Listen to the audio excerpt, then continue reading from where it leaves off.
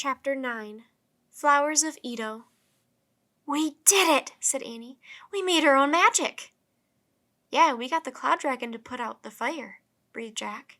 He felt dazed. "Do you think we're near Bashot's house?" "I think so," said Annie. "We asked the cloud dragon to take us there, so I bet she did. Come on, let's find Bashot."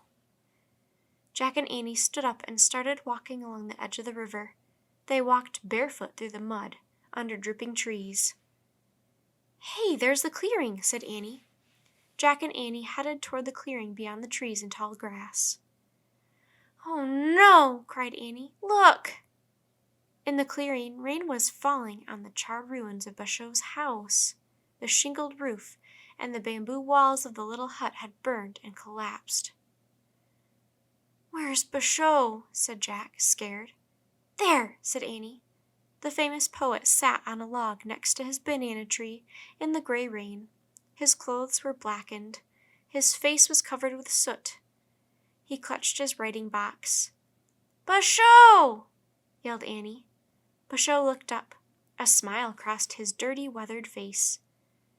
"I looked for you by the river, but didn't see you," he said. "I'm glad you are safe." "We're glad you're safe, too," said Jack. "But your castle burned down," said Annie. "Yes, it burned before the miracle of the rain," said Bashot, sighing. Jack and Annie sat on the log next to him. Through the smoky drizzle they all stared at the rubble. Trees and plants dripped with rain. A pigeon cooed. For a long moment no one spoke. Then Annie broke the silence. "I'm glad you still have your banana tree," she said. "I like the sound of the falling rain on the leaves." Bashot looked up but didn't say anything. "Yeah, and I like the sound of the river," said Jack. "It's louder now since the rain came." Bashot tilted his head as if listening to the rain on the leaves of the banana plant and to the steady rushing sounds of the river. His face softened. "Yes, I like those things too," he said. He held up his wooden box. "And I still have my poems." "Don't worry, Bashot," said Annie. "Everything can be built again." "And your castle will be even more beautiful than before," said Jack. Bashot smiled. "I suppose that is why the ancients called our fires the flowers of Edo," he said. "What do you mean?" asked Jack. "After something is destroyed by fire, a good new thing often takes its place," said Bashot. "Just as after the bleakest winter, beautiful flowers return with the spring." "I'm sure you'll make many beautiful flowers," said Annie. "Thank you," said Bashot. "I am sorry, though, that you and Jack will not have a place to stay now." "Don't worry," said Annie. "We have to travel back to our own house." "How far away is that?" asked Bashot.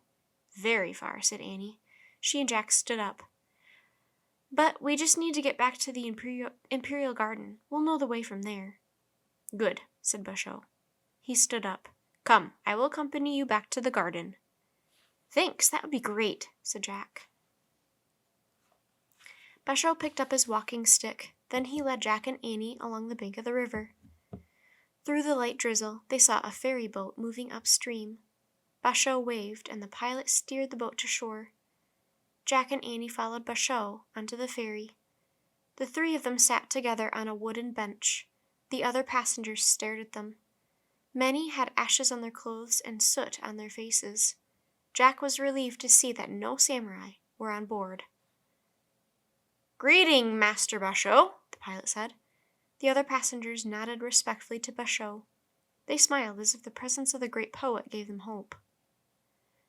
"The rains were a miracle, were they not, Master Bashot?" an old woman said. "Indeed they were," said Bashot. "I guess the cloud dragon showed up just in time," said Annie. "Annie," whispered Jack. Bashot smiled at her. "I'm afraid no one believes in the cloud dragon anymore, Annie," he said. "But it is a lovely thing to pretend, is it not?" "Yes, it is lovely," said Annie. The rain stopped as the ferry boat traveled on up the river. Mist rose from the water and birds began to sing. When they passed the tea houses, Jack and Annie saw firefighters cleaning up the fire, sweeping up broken tiles and scrubbing the walkways. Waiters were bringing them tea. The sun was shining by the time they passed the puppet stage and the charred lumber yard. Wisps of smoke still rose from the black piles of burned logs.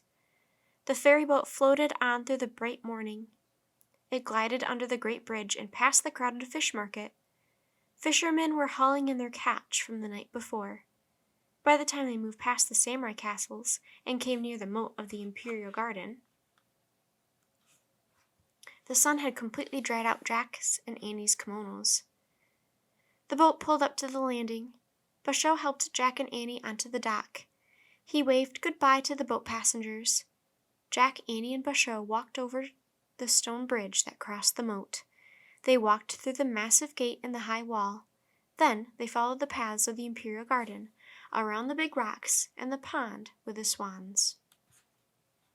Jack kept an eye out for horses and samurai warriors, but the garden was as peaceful as when they had first landed. It was filled with bird song. The willows swayed. Water from the waterfall tumbled into the green pool. Jack caught sight of the sun shining on the treehouse high in the cherry tree. Jack stopped walking.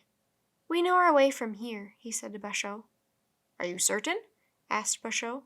He did not seem to notice the treehouse and the cherry tree. "We're sure," said Annie. "Once we start on our way, the trip will be easy." Basho nodded.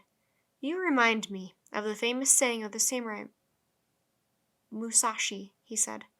"A journey of 1,000 miles begins with one step." "I've heard that saying before," said Jack. "Words can outlive their creators," said Basho, "though I will never be so lucky as to have mine outlive me." "Don't be too sure of that," said Annie. Basho gave them a little smile. "I hope you both will return to Edo some day," he said. "Look for me when you come back. I should have a lovely new castle on the river by then." "Thanks," said Jack. "Goodbye," said Annie. They both bowed to Basho. Basho bowed to them. Then the great poet turned and left them. Falling cherry blossoms floated on the wind as he walked away. Jack and Annie watched Basho until they could no longer see him. Then they turned to go. Just as they started walking, a man stepped out from the shadows of the garden. The man wore a blue coat, and 2 swords hung from his belt. "Excuse me," said the samurai. "May I see your passports, please?"